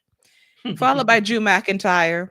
Finn Balor, who Scott apparently was vibing with in terms of the theme music, came out there. You know what? Because Finn is so swagalicious, he didn't make that song stand out 10% more. Not gonna lie. Then followed by Shinsuke Nakamura, who I'm gonna make a deep cut, did his best Doki from New Japan Pro Wrestling appearance impression when he came out to the ring. That is an especially deep cut for those that watch Speaking of Strong Style, which is my New Japan Pro Wrestling video show that I do with Stephen Conway. Nakamura looked like Doki. He did. I mean, he had swag out there. I will say he did. I cannot lie. He did. Followed by number 20, eventual Royal Rumble winner, Jey Uso. Followed by the returning AJ Styles at number 21 with his music back from CFO's Praise the Lord. Trash that trash ass music he had before. Trash. Thank you for bringing back your OG music, which is my ringtone still to this day. They don't want none. They sure don't. Number 22 was Braun Strowman. Number 20 about this. You was pissed. You cannot sell a beatdown like that on Saturday night's main event, and the dude come back 6 days later as if nothing happened. Nope. That's not how this is supposed to work. I know that they had an idea, but you cannot go that hard on the destruction of a dude and then no sell it less than a week later. I agree. I had my own thoughts who's going to be in this spot. I thought maybe Aleister Black would have came back in this spot in the Rumble. Yeah. He's got a few more months before he can come back. Yeah. Contract thing. So he'll probably be back after WrestleMania, but I had like a pipe and a dream hope there. Oh, yeah, you look in the conversation of people that could be there, but it ended up being the one I forgot about was Dominic in that whole mix of people. Everyone else, I was like, oh yeah, that person. Yeah, Dominic was the one I forgot about. Yeah, and I think when people were trying to guess who's going to be number 30, like when it became more obvious, we got to remember who declared for the match, which is important because it kind of put the X-nay on surprises down the stretch. So when you thought about LA Knight, like, yeah, he declared, so that's not a surprise. So who's number 30? Who said he was going to get the plum spot? We'll get to it later. But then we got the next 3 entrants, which was incredible, intricate storytelling. So number 23 was John Cena. Great pop. He just rests in it for a bit. Number 24 was CM Punk. This comes out there. They rest in it. No action. Number 25, Seth Rollins. He comes out there. They rest in it. I'm living. The look's serving. I'm digging it. My only issue I have was that we did not get a Punk Cena moment. I was deprived of that. Yet I was a little wounded, but I think we're gonna wait until we get it. during the retirement tour. You should have known something was up when people's final four of Seth, Punk, Cena, and Roman all did a stare down before the show, before like anyone else came out there. Like that should have been the giveaway. Like, I ain't your final four anymore. No. Nope. We didn't get physicality. I'm like, they're saving it for down the retirement tour road. And I'm okay with that. But I wanted a little something, a little nibble, but it's okay. They teased it. Then in number 26, Dirty Dominic Mysterio. Number 27, plum spot to be in, Sami Zayn. Number 28, Damian Priest. Number 29, LA Knight. And number 30, Logan Paul. And Logan Paul did something that I did not foresee he was going to do. Did two things. Eliminated AJ Styles, who is the probable WrestleMania opponent for him at WrestleMania. Then he eliminated CM Punk. If you wanted to do Roman and Seth, I wouldn't be mad at Punk and Logan Paul. I think they'd put on a pretty good match. Logan Paul create all the movement, CM Punk tell him what he need to do. I think they'd have a really good match. And I'd prefer singles matches over that triple threat anyway. Me too. I kind of feel that way as well. And then we had the moment in the match too that was really good, which was Seth and Roman going back and forth. Their blood feud rivalry is everything to me. It's been bubbling for over 11 years now, and they hate each other so much. And this was before Punk was eliminated. Punk eliminated both of them, and they were their own worst enemies. But Seth was so mad, he delivered multiple curb stomps to Roman Reigns. That first one was the deadly one. That double, oh my he was like God. a double stomp. That was a double stomp on the floor, which was sick. Roman was well enough to tweet after the show, yeet, so he's alive. And then he did another stomp to Roman on the steps, which was absolutely crazy too. He was fighting Punk at the same time. Like, Seth was going ham. I loved it. But, you know, as much as I like a triple threat match between Roman, Seth, and Punk, I need to see Roman versus Seth at WrestleMania 1-on-1. It's 11 years in the making. They cannot stand each other, and I think they need to fight through this shit in order to really reconcile. They have to do this in order to heal, and I need this match at WrestleMania. I love Punk. Triple threat's appetizing, but I need this one-on-one. What if, hear me out here, what if they did a night one, night two thing where two of these guys went after each other, and then on the second night, they get the third guy?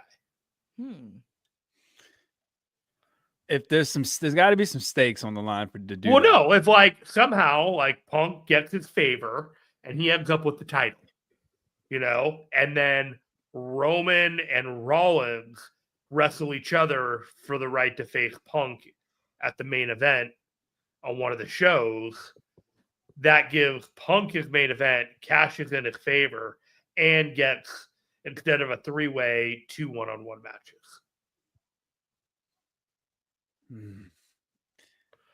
Yeah, I don't know if Roman's working 2 nights again. Doesn't have to. It could be Rollins and Punk. Oh no, Roman's winning. Roman's not doing a night one and not doing if night it's two. if it's a three-way match, right? Rollins, Punk, and Roman, I got Rollins winning that match. I could see that, but he's pinning Punk. Doesn't matter. Rollins. That's fine then. 100%. Like, he can pin Roman in that match. No, he's not. He's not pinning Roman at WrestleMania. He's not pinning Roman at WrestleMania. Why not? Not happening. Not happening. There's no reason for them to have him pin Roman Reigns if they're going to do the triple threat at WrestleMania. For all the jobs that Rollins has done in service of Roman and Punk over the last couple of years, for Rollins to get that big win as like the return get back, I could totally see it. Over Punk. He just put Punk over. This would be his return over Punk. I'm with you on that. I just don't see him pinning Roman. Of Roman and Rollins, that like you can't see Rollins getting a pin over Roman is wild to me. At WrestleMania. No, just in general, anywhere. No. I can see him beating him at a different, like a backlash with a crazy crowd. Yeah, just not at Mania. I think WrestleMania is key to the victory. It's like Kurt Angle said, WrestleMania counts as 2. And even after Shawn Michaels beat him at Backlash, he was like, it doesn't matter. I'm still up 2-1 because I got one at WrestleMania.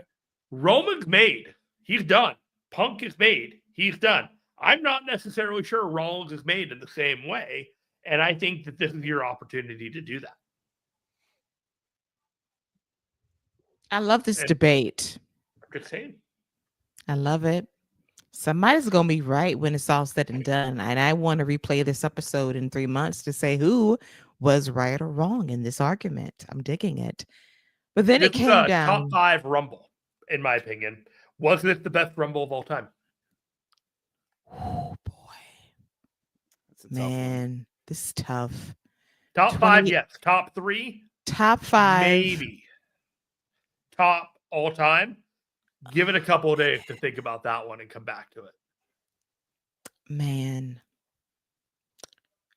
For me in this century, outside of like maybe a couple of early 2000 Rumbles, like for me in the teens in the 2020s, like 2018 is special to me.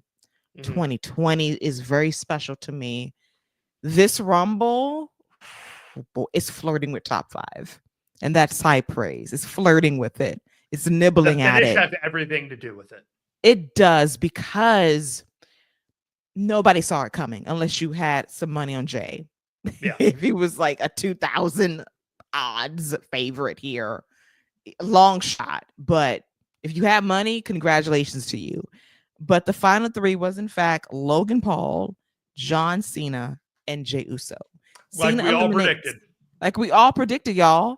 Like we sat here, thought it was gonna be Punk and Cena and Roman and Seth and Drew. Like all the confident know-it-all predicted. All the confident know-it-alls thought like that's our final 4. Wrong. So Cena eliminates Logan Paul. And we're thinking and you know what annoyed me was the fact they left the camera on Logan too long. And I saw him walking at ringside. I said, you don't get him off my screen, because I don't want to end the finish. Bye. Go away. Stop lingering. Get the fuck off my screen. So he's gone. So it's down to Jay and Cena. And I'm like, okay, Cena is Cinderella. He's going to get his WrestleMania moment. He's going to main event. It's going to be all good. Tension builds up. Crowd's going crazy. They don't know what to do. And then we get the finish. Both guys on the apron. Tease tension. You don't know who's going to go over the rope. And then Jay knocks Cena off the rope onto the floor. Cena's shocked face was everything. You couldn't believe it. Shocked Pikachu face. It was the Pikachu, like a mouth open, eyes wide, like this is me, this is life. And then Jay wins. And the crowd, I will say, they were shocked for like 30 seconds. Like the Lucas Oil Stadium was quiet. Like they were like, did this really happen? And then as soon as Jay's music hit, like, okay, we vibing. We here with it. It was shocking in the best possible way, because I didn't see it coming. Jeremy didn't see it coming. Scott and I did not predict this on the show when we did our predictions on Wednesday morning. I did not foresee Jey Uso winning the Royal Rumble, but you know what?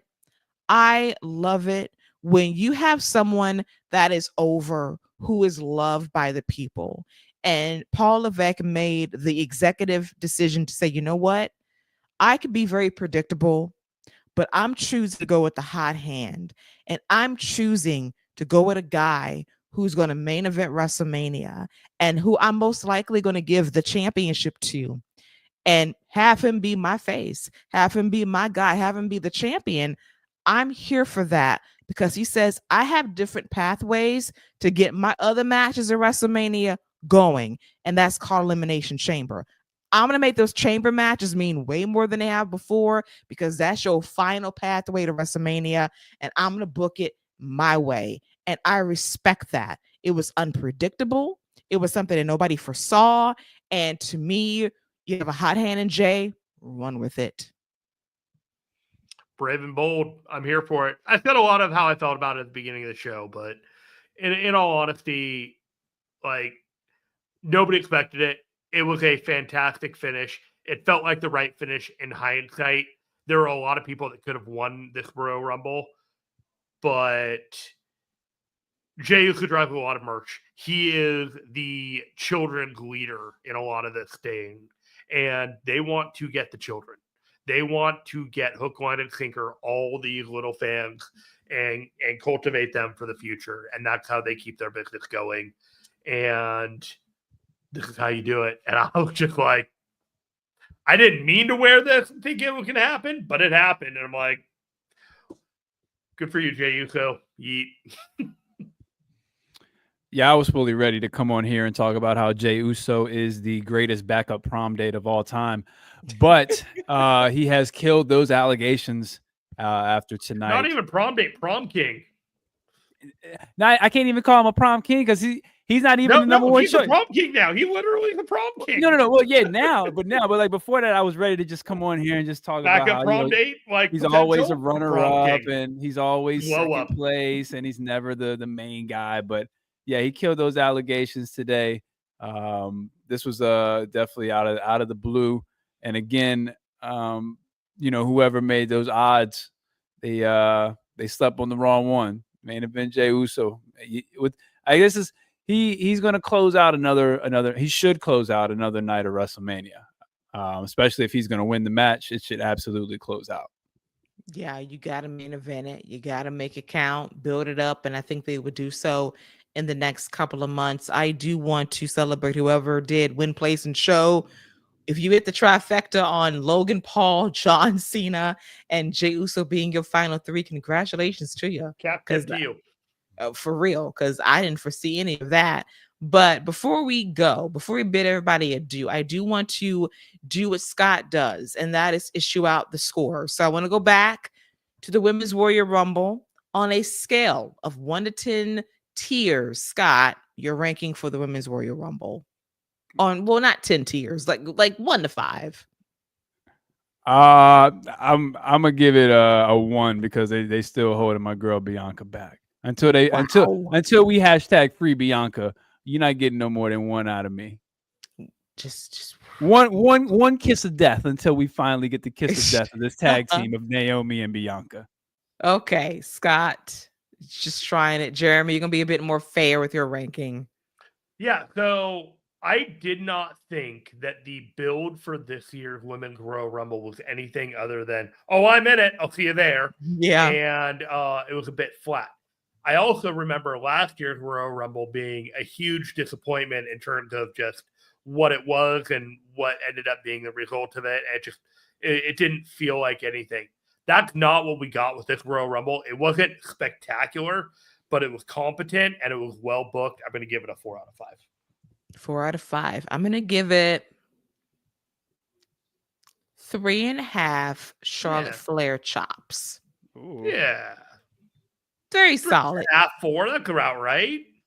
Yeah, 4.5 because I have warmth for the 2018 Women's Warrior Rumble. That's my fave. Then I love 2021 where Bianca won, even though it was in front of nobody. I was very emotional when she won. I cried tears of joy alongside my mom who loved her some Bianca Belair. So I was here for that. This year, I liked it as well. But child, oh my God. Oh my God. Oh my effing God. Scott, I want you to sit down. I want you to brace yourself because I have breaking news to share with you. There has been a blockbuster trade in the NBA. What? Yes, I have read the bottom line. I have to cut into it because this is Lakers related. The Lakers have traded Anthony Davis for Luka Doncic. That's not real. Scott, I swear to God, this has happened tonight. Check your app, check your phone. I swear to God, this has happened tonight. Is there any chance I could give my score of the Men's Royal Rumble before I go to bed? Before Scott flips the fuck out. Because you see his reaction. It is real. Look at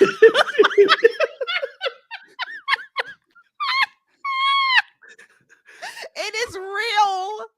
It is real. He's What?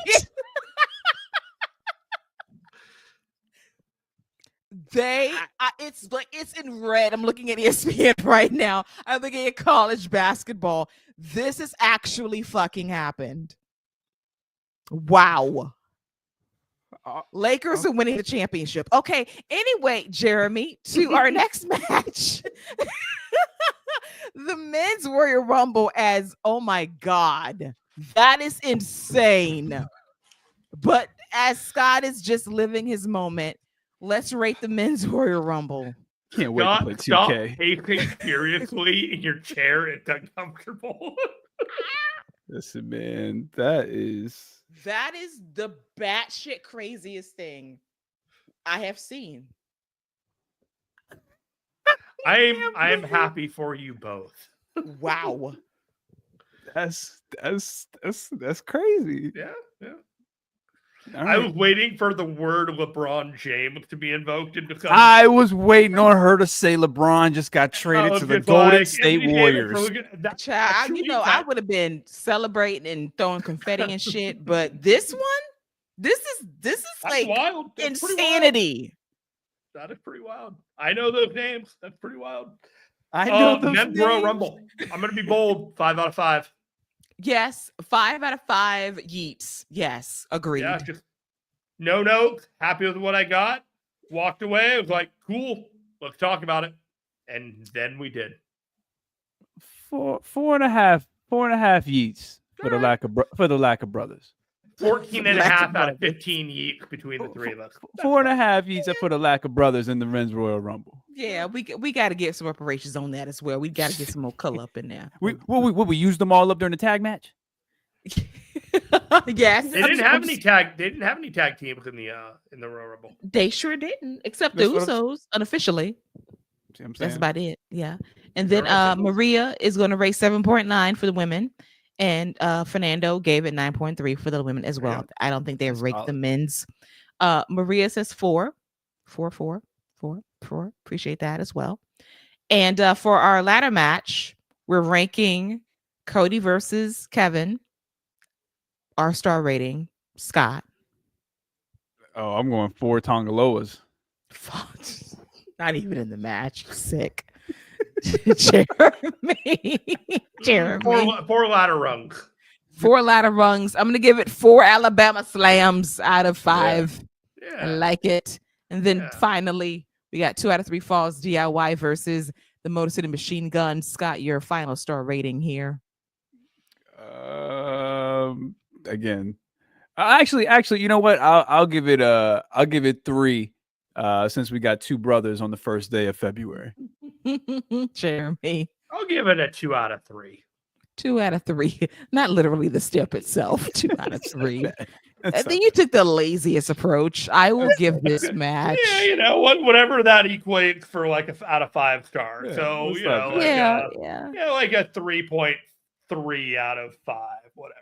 I'll get it. I'll give it about 3.5. Meet in the middles. You know, I do that. It did its job, and it paid off. Like I said, an angle from SmackDown that's been going for 2 months. I can't hate it, but I also would have been fine if it was a main event on SmackDown. Yes, Fernando gave the Men's Rumble a 5 out of 5, and then Fernando gives the tag team match an 8 on his own scale. And Jeff Farmer is just juice. He's very happy about what went down at the Rumble. Congratulations. Great day. And I made Scott's day. Me doing this, you know that it's worldwide. Yes, it is. I made Scott's day with the most breaking news I could ever break on the wrap at the end. Jeremy being a witness to Scott's greatest day in history. Hostage, not a witness. I wanted to go to bed. I know, Jeremy. I wanted to go to bed too, but when I see like red breaking news on ESPN while I'm watching Gonzaga versus St. Mary's, I'm like, what the hell is going on? When I read that bombshell, good God. So I don't mean to be a hater, but in the year of our Lord 2025, I turned off news alerts on my phone for my own mental health. I don't blame True you. that. I don't blame you. I don't blame So you I at missed all. all of this. Yes, Maria gives the match tag team perfect 10. All right, and now let's rank the Rumble PLE itself. Jeremy, as our guest, your final score on a scale of 1 to 10. Fuck it, 9. Oh, Woo. Like what? What's wrong with the show? Nothing. I agree with you. 9 is strong. 9 is just strong. Like you just 2 rumbles. Like it was 4.5 hours. I'd give it a 10 if it wasn't quite so fucking long. But like that's it. It was too long. 4.5 hours. I 4 agree. matches. I agree. They tried it by running the full 4.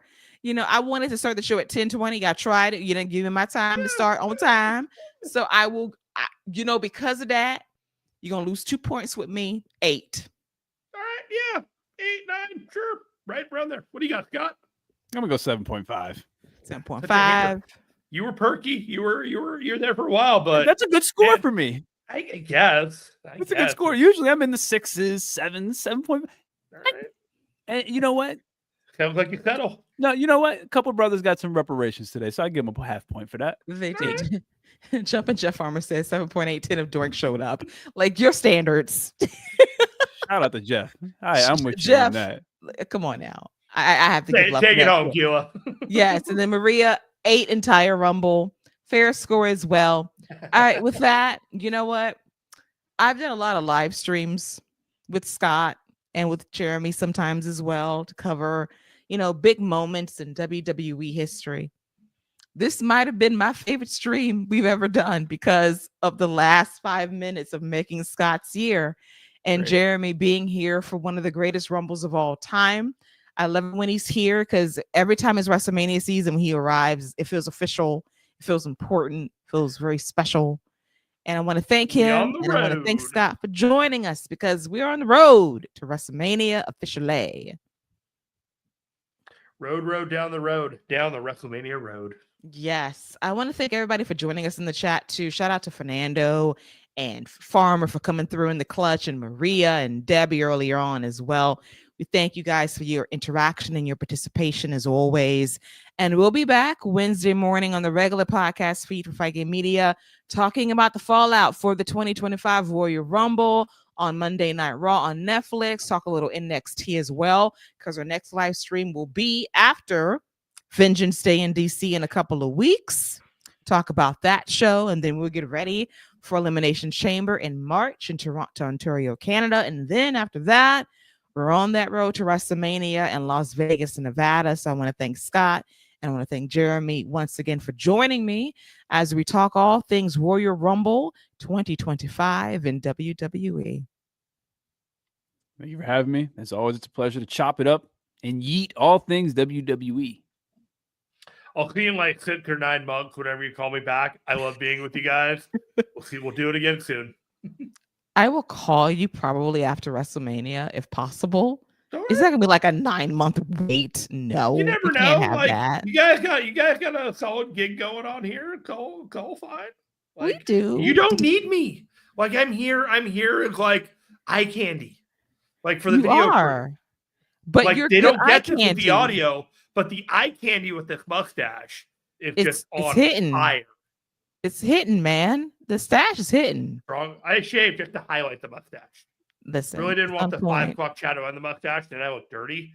It's like I'm not dirty Dom. So I just went with if you grow a mullet, I know something's up. So look, if I grow a mullet, dirty Dom and I, we'd be one and the same. As it is, I can pass for Kevin Owens, and I'm actually okay with that. Hey, that is a great guy to emulate, no doubt about it. All right. So we're out officially. Fun show as always. We'll be back on Wednesday on the podcast feed recapping all things WWE heading into WrestleMania season. So for myself, on behalf of Scott and Jeremy and Luca to the Lakers, that's a wrap for the 2025 Royal Rumble. Until next time. Luca to the Lakers. Take care and bye-bye.